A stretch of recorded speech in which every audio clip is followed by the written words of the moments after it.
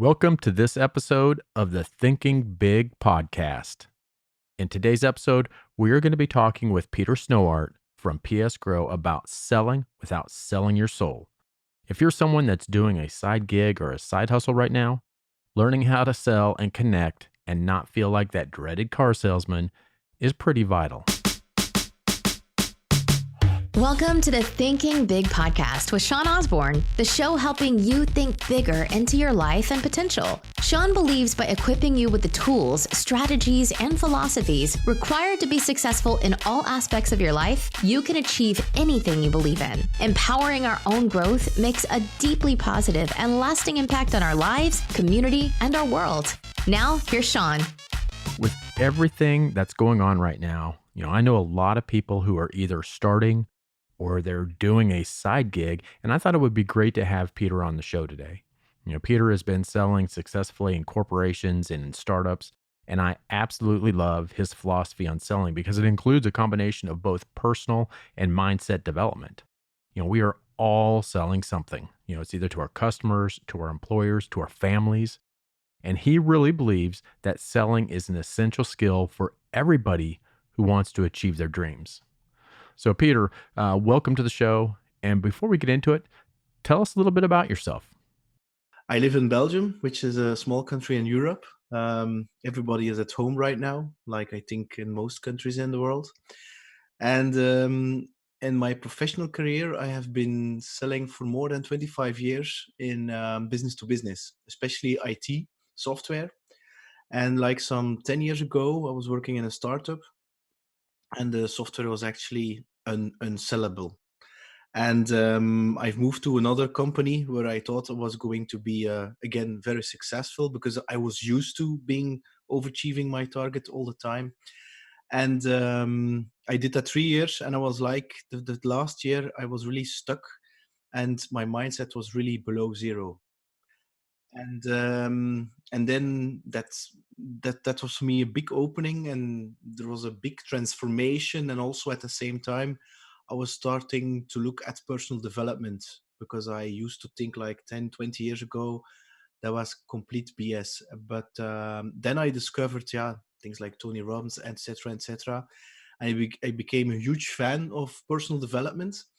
And at the same time, I changed also companies in a company where I really believed in. And I'm now there working for more than 5 years. And a lot of people in the environment professionally were asking, how do you do that? How do you sell?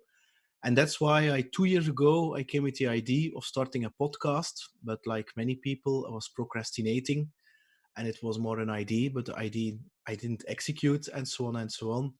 And 6 months ago, I put it on a paper, some ideas. And then in January, I started calling it selling without selling your soul, and it really selling in an authentic way, because I really believe that everybody is selling something, even when you're not selling software or a thing, but you're selling a service or a product or even an idea or a vision. Yeah. So, Even if you're selling, even if you're selling yourself within a company, I mean, no matter what, you are always selling. yes, yes. And I really believe that selling has a very negative, sleazy perception. I don't know in the US, but in Europe, it has a very negative way. If you say you're a seller, they look at you, okay, and they see that as some used car salesman. Right. People looking sharply and fast talking, and that's why I want to do actually the other way around, to really create a new definition for selling and influencing people, that they can sell but in an authentic way and that they can be themselves, be Right. themselves. Yeah, and So I'm not sure how it is in Belgium, but I know here, one of the big things in the US right now is, the side gig, people doing things on the side and selling on the side. You've got all these, network marketing companies and these, relationship marketing companies. And you talk, I've got clients that, that do that. And it's, people do not like to sell. They do. They think it's a sleazy thing to do, and yeah, that's one of the hardest things for people to do when they're especially yeah, going into a side gig and selling's not their career. Is yeah. how do you do that and not feel sleazy? Yeah, yeah. But it's the same over here. Eh? A lot of people they invest in these network marketing things. Then they create a sales funnel, and they think that doing some Instagram or Facebook marketing or LinkedIn marketing, combined with these funnel techniques, will automatically their customers will come to them and the revenue will come to them. Right. But it isn't. It's Nope. just a piece of the system. I mean, if you have the system, it's great, but people buy really you, who you are. Right. Yeah, and it's, I've looked at it in the past as, it's not about making a sale. It's about starting a connection, starting a relationship. That's, to me, that's where it all comes from. It's the relationship. Yeah, and this is actually where I see a lot of people go wrong is in they start qualifying by do you have money, do you have budget, do you have time, do you have a need? And when they say yes, then they will start engaging and connecting.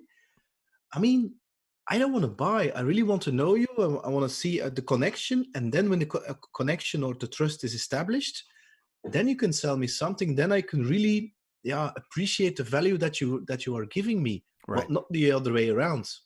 And Right. I think also it's because of popular media that a lot of people, if you look at Wolf of Wall Street, for instance, yeah, they show it there, and people think, that's the way we need to sell.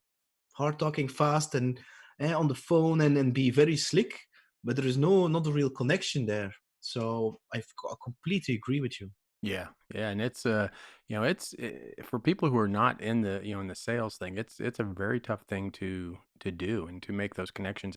That's why indeed for me the connection is a thing, but also the intention. I mean, if you're entering a conversation, I mean, you have two ways: or you say what's in it for me, in terms of the seller, or how can I serve you? And people non-verbally feel that what your intention is when you're entering in a conversation with them. They feel it automatically within 2 seconds. Okay, he or she is here to sell me something, or she is really interested in me, creating connection, and really see how they can create value. And the thing is also that I don't know how young you are, but I assume a little bit in the same age category as me. So Yeah. you were born without internet. I mean, I Oh yeah. assume around. Yeah. So Well this, before. yeah, yeah. But if you look at youngsters around 14, 15 years old today, they have WhatsApp, Instagram. They're playing games. They're using Messenger, looking at YouTube films. And the thing is that I see if they then are entering the business world or just become independent, doesn't matter, then they it's just like they didn't nobody teach them how to connect with somebody because they're really used to connecting via WhatsApp or a digital device. Right. Whereas in our age, I mean, yeah, if our friends were not at a certain time, yeah, we would not see them. Right. So, and that's the thing.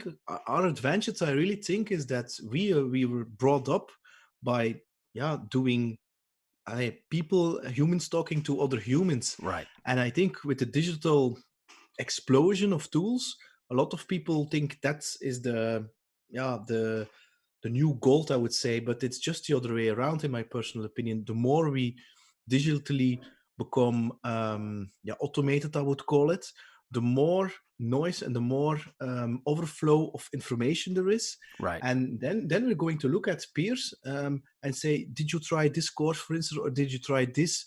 Yeah, but that's not true. That's BS. Or no, this is really great stuff.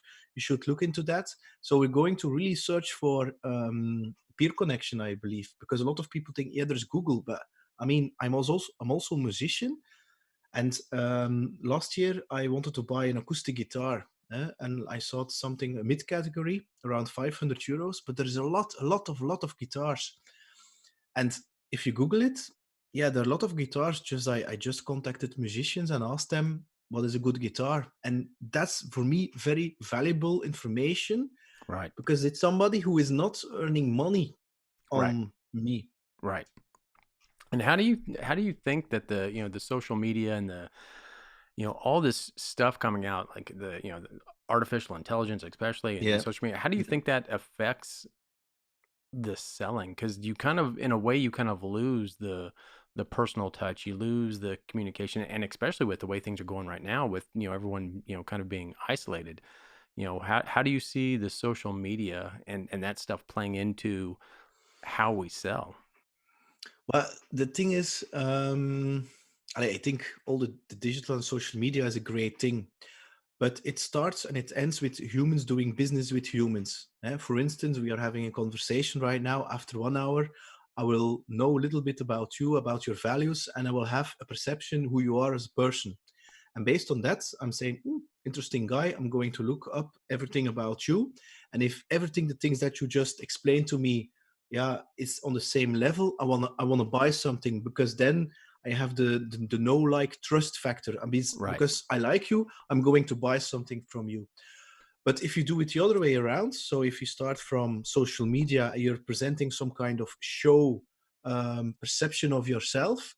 And then when you come into contact with that person, and then the reaction or the behavior of that person is completely off compared to the things that he or she posted on social media, yeah, I think I will not buy. So I really believe that the principle of humans doing business with others is going to be the connection is going to be the same, but it's just that social media can, yeah, reach more people Right. on a global scale. But I really believe that deep down, all humans really want the same, and we real all want to have that the real connection.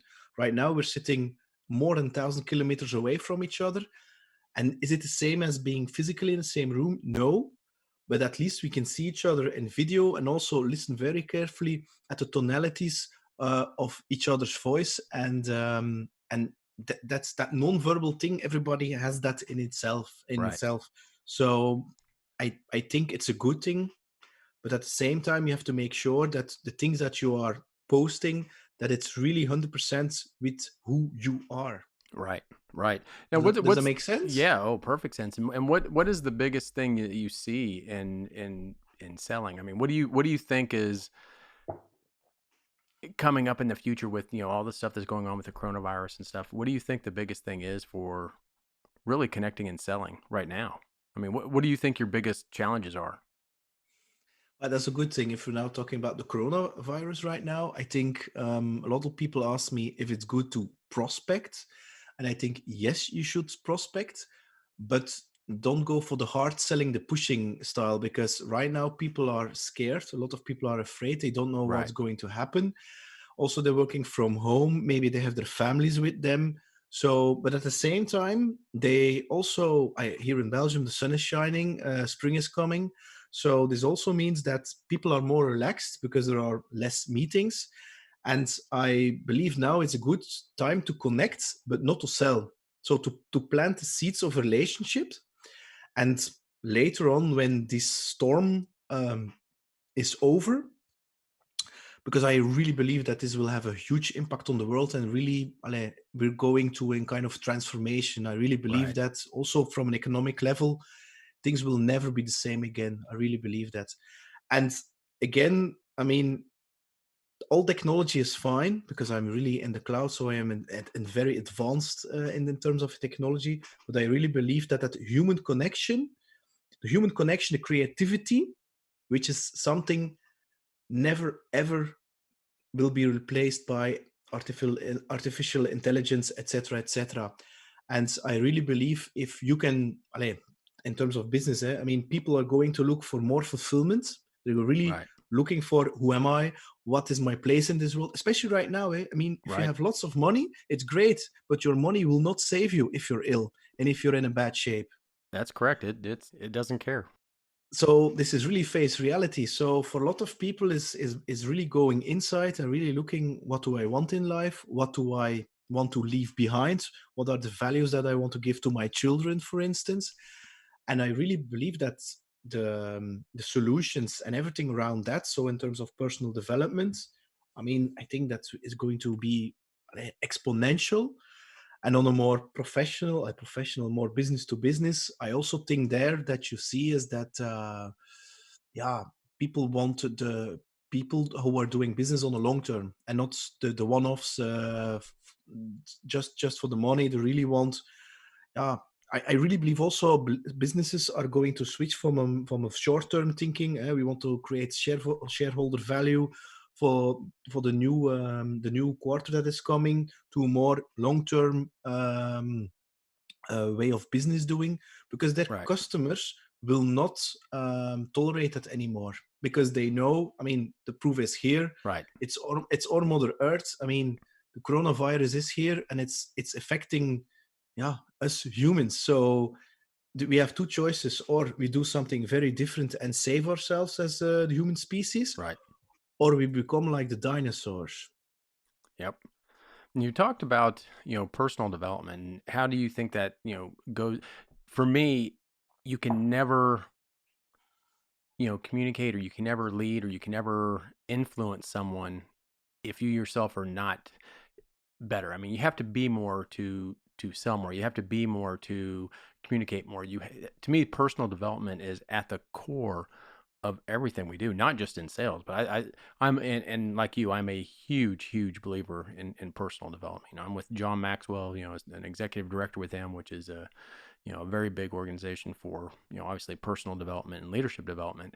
But for me, everything, I don't care if you're in sales or if you're in any type of leadership at all, uh, personal development is, we've got to continue, and we've got to, continue to push ourselves within personal development and grow. I mean, if we as individuals are not growing, I mean, we truly are dying. There's no stagnant. There's nothing about, I mean, There are only two ways. If you look at nature, there are only two ways that a tree or a baby is doing. It's growing or it's dying. That's yep. simple as that. Yeah. And a lot of people above 2025 really think that they stopped growing. They have some kind of general degree, Right. and then they have a kind of general job.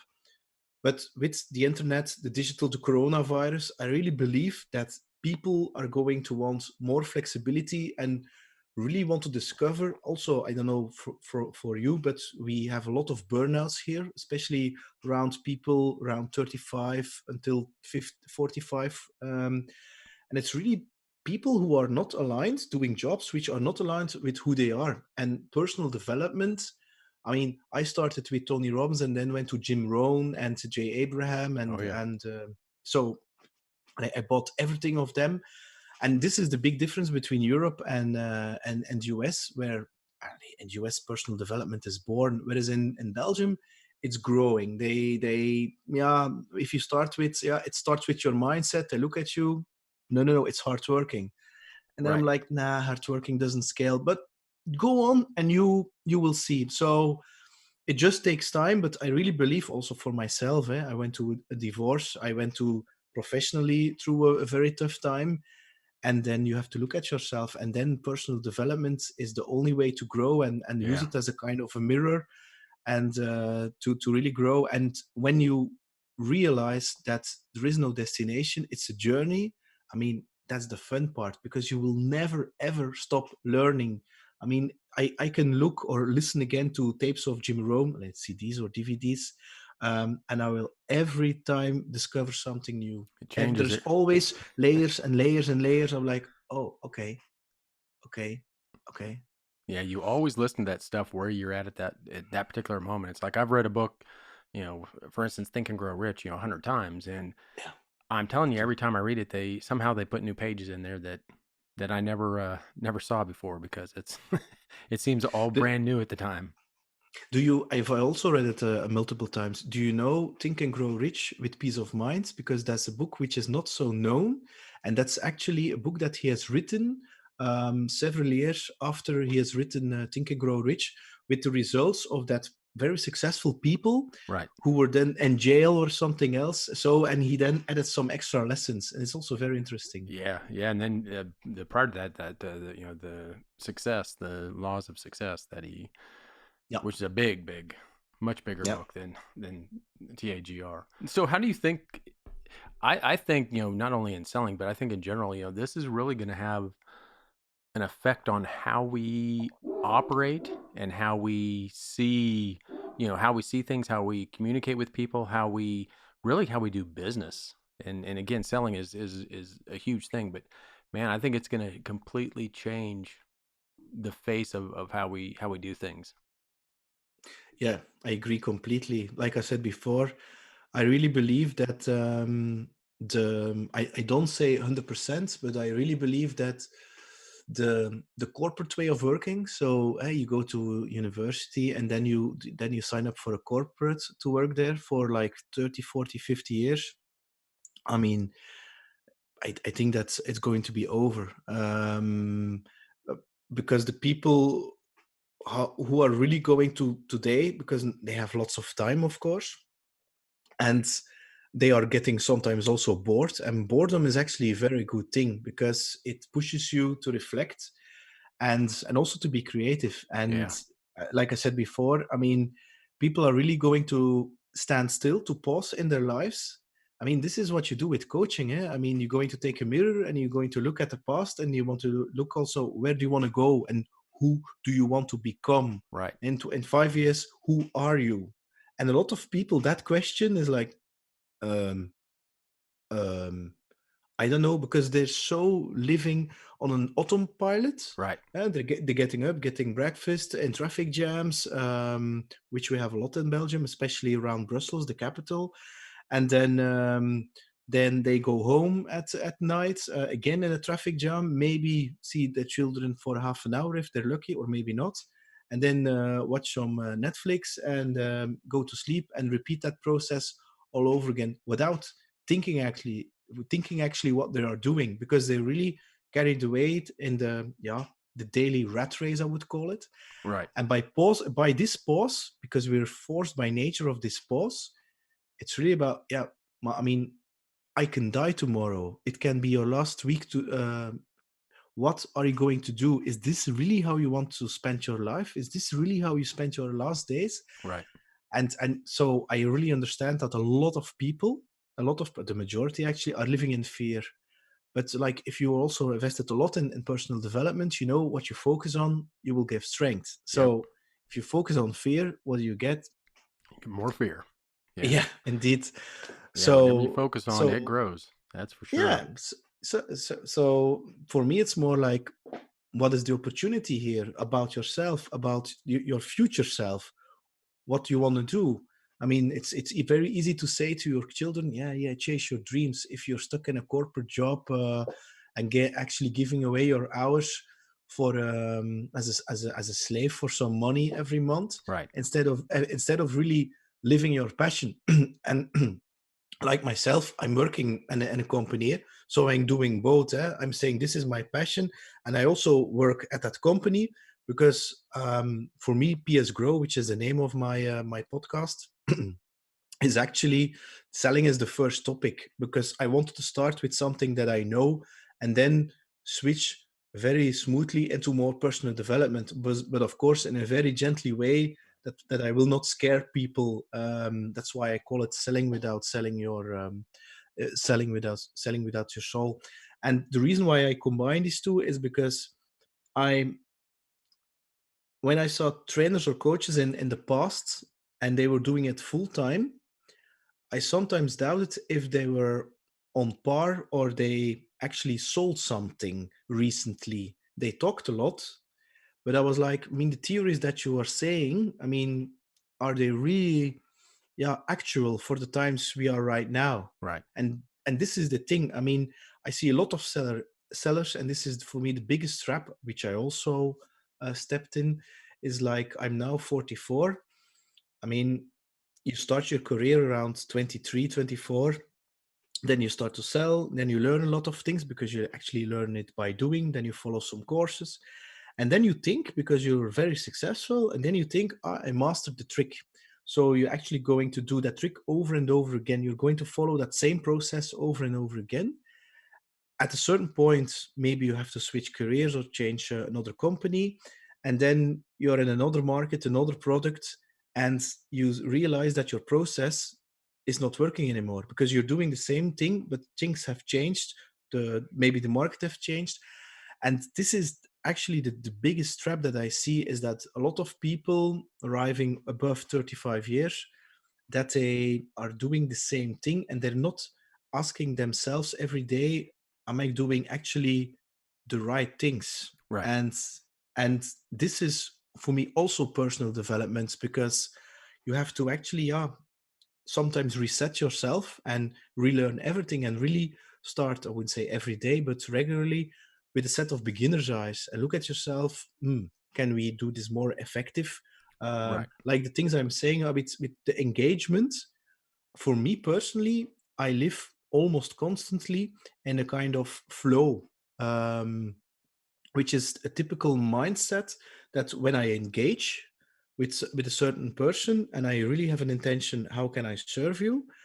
I know for sure three things: or that seat will become a customer on a short term, or he or she will call me within 1 year because the time is not right now, Right. or he or she will refer me to his or her peers. So the second and third connections, which these people are becoming my ambassadors and a little bit my sales team.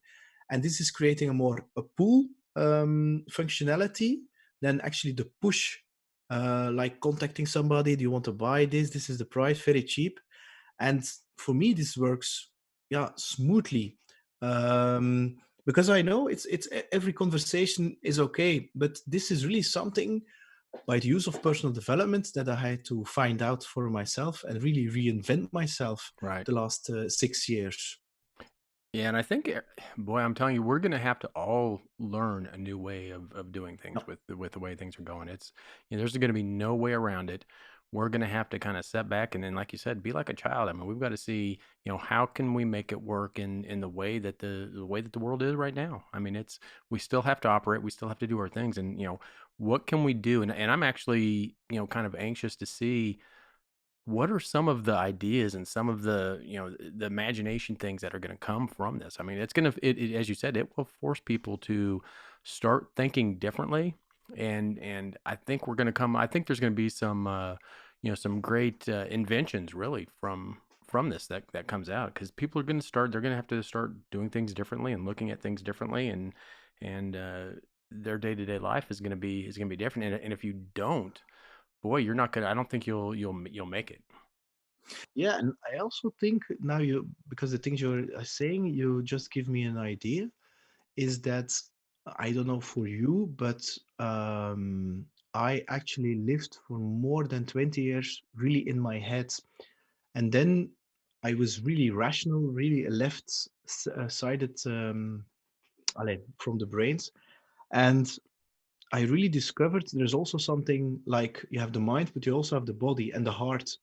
And once you start to realize that you are more than just your brains, and use the full capacity of your body in every aspect, then yeah, it's a passion, fulfillment that is not about the head, it's really about the heart and your gut feeling. And I really also believe that a lot of people, because of this, how do you call it, opportunity, tragedy, whatever you want to call it, that people are going to look at themselves because, yeah, they will see that the brain is just a part.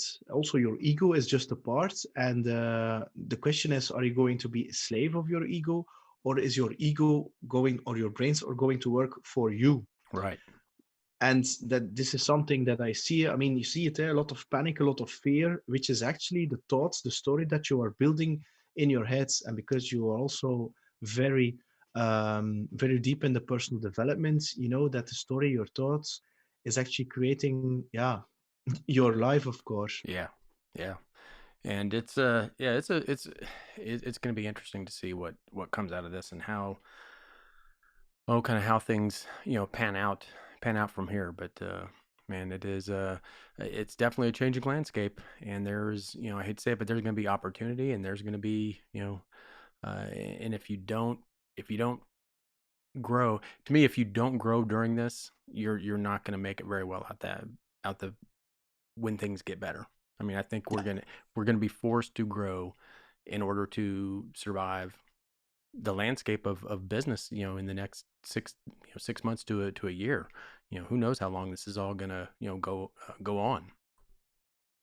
Yes, and I also think that for the persons and also the organizations who are not prepared for this kind of thing, that the next time that they will have some kind of, I wouldn't call it disaster recovery plan, but some kind of yeah, taking the opportunity. And I I think that's also as a person, what are you going to do when, again, because I really believe this is the first time.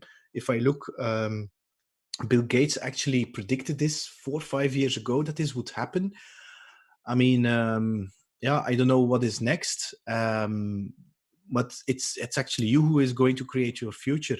So again, for me, as a summary, I think really that heart connection, Right. which was for me, up till when I was 35, when somebody would tell me, listen to your heart, I was like, excuse me, I mean, what are you talking about? But now I really discovered, I mean, your passion, your fulfillment comes from there. My goal when I was 20, I only had one ambition. It was become CEO and become a multimillionaire. But that doesn't make you any happier. If it doesn't have any fulfillment with Nope. it, If it's not your passion, you're still not going to be happy.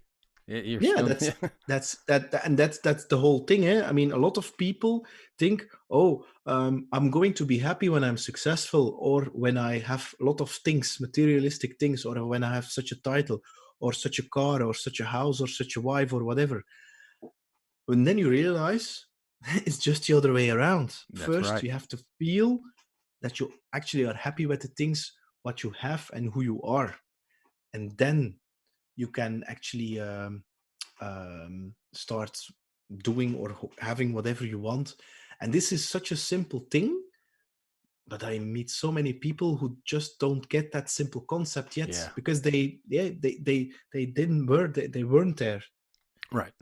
Yeah, it's just like, anything that you want in life. It's again, like you're saying, most people wait until they either have the time or they know the people or they have the skill or they have, whatever it is, and they don't realize that you've got to make the decision and do it to meet the people, to gain the Yeah, skill, to do you've got to do the work first before you feel like doing the work.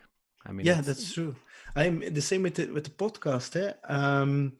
I didn't know anything about editing videos. I didn't know anything about recording videos. I didn't know anything about talking into a camera. I didn't know anything about coloring a video. I didn't know anything about YouTube, Instagram, algorithms, all that stuff. And so people were like, why are you doing this? I mean, why? I mean, why are you doing this? And I said, it's really about building skills, and every video, every audio is giving me some sort of skills, right, and every step of the way. And I really enjoy that progress. So I right. strive for progress instead of perfection. And if I look at now, we're in March. I mean, if I look three months back, I was like, shit, I learned all these things, Yeah, and I enjoy that process instead of focusing on having, like, I don't know, 1 billion subscribers. I'm like, no, I'm just starting, and I'm grateful for every subscriber, for every comment that I have. right. Um, and I enjoy that process. I have a question for you. Yeah. I'm reading a book of James Clear. I don't know if you know him. No. Who? James Clear. Clear. And yeah, and the book is called Atomic Habits. And he's saying it's not the goal that will make you achieve something, is the system. Yeah. So if setting a lot of the difference, the same thing between winners and losers, they have the same goals, but the winners really have a system, and it's really having these tiny habits, and it's really the compound of these tiny habits Right. over time will make sure that you achieving your goal. You were talking about cycling. He mentioned the British team, like, I don't know, 5 or 10 years ago. They really sucked at cycling. I mean, Tour de France, it was complete disaster. And then somebody else came, and then he investigated every detail. So about the bicycles, the mattresses they were sleeping on, the gels they were using to relax their muscles, Right. and things. Every detail they checked. And then after a couple of years, they won a lot of Tour de France's. And it's really about having all these tiny habits. So the principle is, you have, like, you change just 1% better of the thing you're doing right now, and you do that for every thing that you're doing, and then you have a kind of compound or exponential Right. effect, and that's how you will achieve. The goal is just to set the direction. Right. Yeah, and it's we are completely creatures of habit. And we either build poor habits. Actually, poor habits for me, they just come naturally, but you either have poor habits or you have habits that build you, habits that get you to your goal. And it's we are all creatures of habits. We're and most of the time we are on autopilot. I mean, we Yeah, are. yeah. We operate on autopilot. So whatever program you have put in there that's working, when you're not, that's boy, I'm gonna pick up that book. That sounds like a good book. Yeah. There's a lot of books that talk about the slight edge and all these different books that have these habits and just a slight change in the habits can either go up or down depending on the habit. Just a slight modification is on an upward swing, and a slight modification down is on a downward swing. And yeah, our habits are everything. We're habitual creatures. Yeah, but I can give you an example. One of the things that I learned, and I find it really, it sounds so simple, is that I used to link my identity to my goals, to my targets. And because I was used to overachieving that target all the time, that was became my identity. But then that identity broke down at a moment where you don't overachieve again that target, Right. because it really feels, it hurts. It's really, so it came with a lot of pain. And then you realize right now that, I mean, having goals and things like that is very fine, but it is no longer linked to my identity anymore, because I really know that life goes in ups and downs. And of course I want to make sure that these ups and downs are not so drastic. But this is something that I see with a lot of people. They link their identity or part of their identity with some kind of goal that they want to achieve. Is it in personal, it is in professional life, and it makes them completely miserable if that goal is not reached. But once you really discover that, it's good to own things, I would call it, Right. but make sure that things don't own you. And it's the same with these goals, or with some kind of type of success. And for me, this was such an eye opener. Whereas if I was 20, I would say, what is this now? I mean, so, and I find that a very strong lesson, actually, that I learned the hard way. Can you resonate with that, Oh yeah, or? yeah. Oh, absolutely. And it's like you can't be you can't focus on the outcome because you never know what the outcome is actually going to be. So if you have yourself on the outcome, we should be on the journey, not the outcome. To me, it's not it's not where we go, it's who we become to get to that location. So Yeah. and again, it's, when I was younger, it's like I want to be a millionaire. Well, it's not about being a millionaire, but who am I going to have to become to be that millionaire? Who am I? How am I going to have to grow in order to get there? Not the destination itself. It's who we become to get to that destination. No, that's true. Yes, I completely agree. And it sounds so simple, but it's a principle that a lot of people, they don't think like that. They No. think in terms of do, have, be, but it's really be, do, have. Yes. Yep. And unfortunately, most people who do learn that is they learn it late in life. Yeah, Yeah, yeah, yeah, yeah, not yeah, young. yeah. They don't teach that in school. No, and that's really a very important one. Is that, and I was also, I don't know, at US, but here in Europe, I mean, the cultural belief is that you grow up, and then you go to university, and then you have a degree, and this is it, and then you know enough. But I mean, you don't, because it's you need to learn every single day, and you really have to invest your every single day. Right. If I talk about people about reading, they look at me, you're from 21st century, I believe. I mean, it doesn't matter if you're reading or if you're listening to audiobooks or whatever, or podcasts.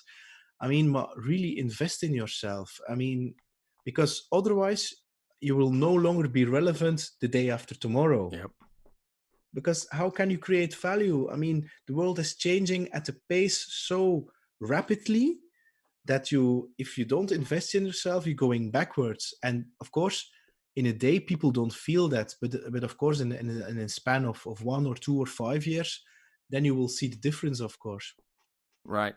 And it's, to me, you have got to get, I try to get at least uncomfortable at least every day. Learn Yeah. something new every day. Put myself out there, and like you, it was like doing the podcast. I had no idea what to do, but it was something to push me, something to get me to connect with people, to learn to communicate better, it's just going out and doing all these things just to help us grow and help us, hopefully help someone, along the way. But it's about becoming more than who we were yesterday, And ultimately.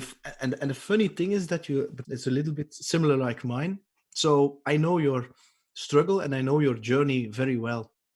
Because I'm doing both. I started with YouTube and then later on I added Spotify and iTunes, and I had to figure it out all by myself.